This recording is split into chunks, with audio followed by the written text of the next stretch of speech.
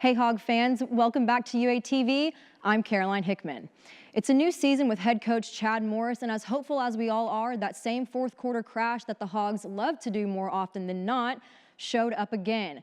The embarrassing ending against Colorado State was Morris's first shot at pulling the team out of the fourth quarter gutters, but he failed.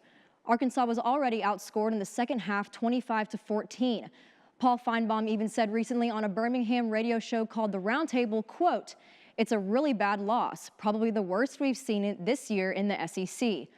When Morris was at SMU, he coached them to 3 straight wins over UNT, averaging about 40 points against the Mean Green defense. This Saturday could go either way. And with that being said, so far undefeated UNT and Tulsa are must-wins at this point in order to even be considered for a bowl game.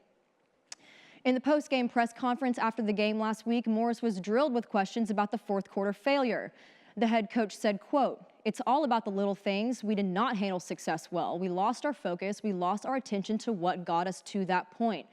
Morris went on to take the blame and labeled himself accountable. Let's take a look. Train for moments like this, and this is, at some point, we've got to break this cycle. And there's going to be a moment that we're going to break it, but at some point, it's there, it's evident, and we've got to break the cycle. And as I shared with you earlier, it starts with accountability, and it starts with me, and hey, it's right here. It's right here on me. This team is distracted, and I believe that if anyone can get their minds right, it's Morris. However, there is still one thing that seems to be haunting the guys. This issue is something that everyone can't stop talking about, an issue that even Nick Saban himself is tired of being asked about, the seemingly never-ending quarterback battle. This already shaky offensive line is being thrown off by the changing QBs. And I hate to say it, but this isn't Alabama, a team that can get away with playing around with quarterbacks because they constantly deliver. Ty Storey and Cole Kelly are both pretty inconsistent, and the depth chart has either one of them starting this Saturday.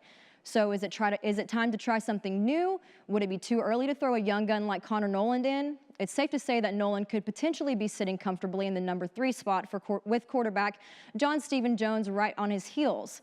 After the results of the game this weekend, the Hogs will have an idea of how the team is rolling. So maybe it will be time to start thinking of the future of the team by playing somebody who represents the future of the team. Well, guys, that was a loaded show, but I am out of time. Be sure to follow us on Twitter at UATV Sports for more Razorback information.